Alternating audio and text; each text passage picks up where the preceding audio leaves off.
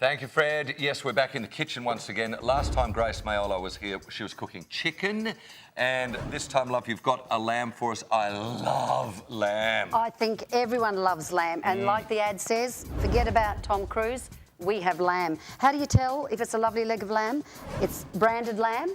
That is the standard national lamb brand, so you can guarantee that that is lamb. So today I'm going to bone out what we call a whole leg of lamb, and I'm going to butterfly it. And you'll see what I mean by butterflying it. A lot easier to cook. We're going to put lots of herbs and spices through it, and away we go. Okay. So I'm going to use my skills again, and it's okay. I'm going to get out of your road. I want to keep all my fingers. So when you're boning out, this is very important, Cliff, to have a look. We must always have a very, very good knife. Yep. And follow the bone. Have a look at it if you're not quite sure, and if your butcher hasn't got the time to do it. This is how simple it is. You follow the bone and just know where the join is. And as you can see, there's a little join there. So you get your knife right into the join and take your time, especially for me that I've been doing it all the time. It's quite easy, but I don't know if you can hear that at home, but there is knife on bone. That's right. So. And that's one little bone, which later on we can use as stock, or you can get the butcher to chop it up for you, and you can, or give it whole to your dog. Now there you are. So there's only really two major bones, and I'm going to leave the actual shank bone on, so it's going to be so much easier for you to hold, and it presents very, very well as well. So basically, just to give you an idea, so you're pulling it away from the bone. Now there's a join here, so just mark this right across there. So you'll see how the join is. It's like they call the knuckle. Yep. Well, then we cut through that. Always remember, cut away from you.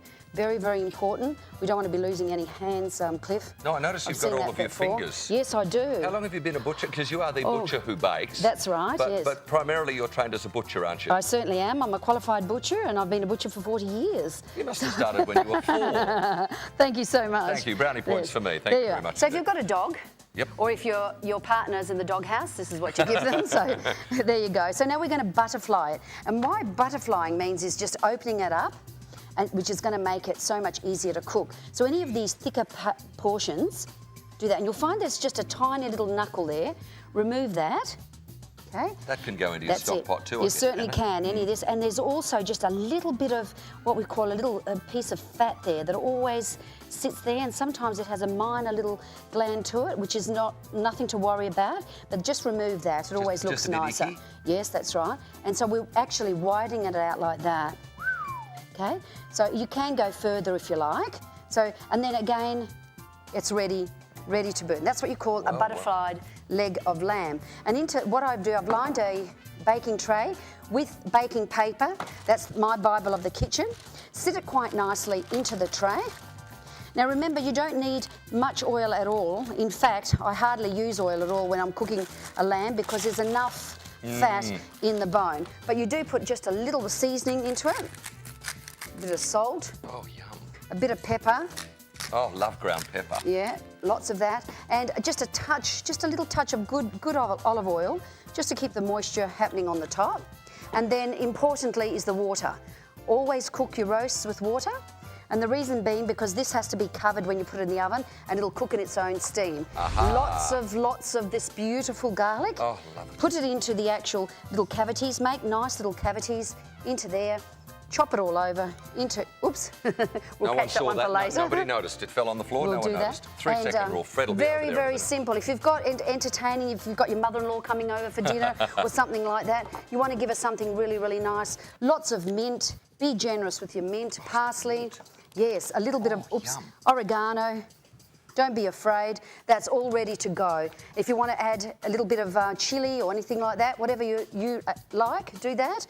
And then we're going to cover that, pop it into the oven. But in the meantime, if you'd like to go to the oven, we'll bring out the one that we cooked earlier on. So that's a butterflied leg of lamb. Is that ready to go? Okay. Yes, it is. Yes, I probably should have had a cloth that I prepared earlier as well, but that's okay. Oh, look at that.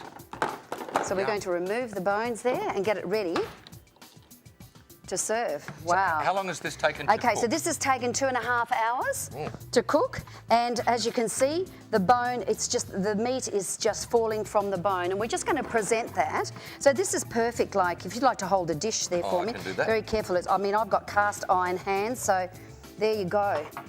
And you've got yourself a beautiful, beautiful, marinated, nice lamb roast. And what I'm going to do, I'm going to carve that and just get you to have a little taste. Oh, I will Cliff? very gladly do that. Now, just while you're doing that, Yeah. I just want to mention that Grace's cookbook, which I think we can get a shot of there, is available at Dimmicks. You can also get it online, Yes. cookingwithgrace.com.au. And of course, we're going to have our little sojourn back onto the TV up on Now, the Couch website. With the lamb, remember, it's not to be overcooked. No. This is cooked to perfection. As you can see, it's still got that lovely little pink colour to it, and the knife just slides right through that. Now, I'd like you to taste a little bit, and you can tell me what you think. Be careful that it is hot. Pardon fingers. Yes. Oh, With a love little lamb. bit of a mint sauce, if you like, or a little bit of mustard. I like some nice, tasty mustard. A You glass don't of want to red. overpower this, though. No, that's right. A little bit of even tomato sauce. Don't you guys you love dare. the tomato sauce. No, don't do And that. What about That a would be nice glass of sacrilege. red? Oh, yes. Your favourite partner next to you? What could one Sounds ask pretty for? good to me. Yes. So the cookbook is out now. Yep, that's it there. There's a lovely picture of Grace There on we the are. back too. And you're going to come back and see us again sometime soon Oh, on I the certainly couch? will. So come on here, have some more. Oh, I here. will. I Have will. some Thank you more. very much indeed. Now keep this away from Fred too, won't you? Yes, I certainly will. Oh, lovely. There's plenty here for everyone to share. Mwah. Thank you. Cooking with Grace, Grace. back again soon on the couch. Wow. This is for us, Fred. See ya. Bye. Thanks, Cliff. I'd be worried if I was you. A bit of a kiss on the cheek, calling you her favourite partner, and plus she's got that knife. It says to me that you're pretty much attached.